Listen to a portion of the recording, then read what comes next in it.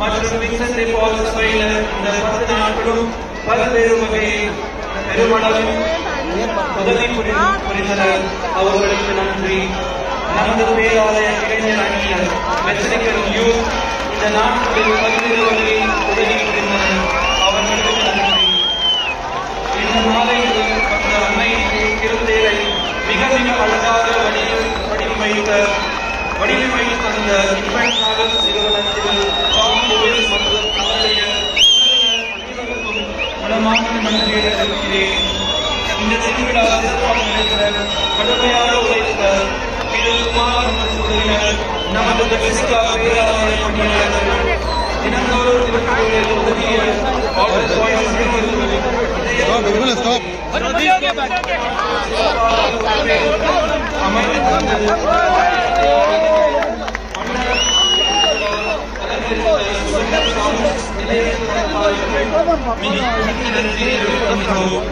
இன்றைய தினம் இந்த மேடையை அழகாக அலங்கரித்த அவரின் குழுவினருக்கு நன்றிகளை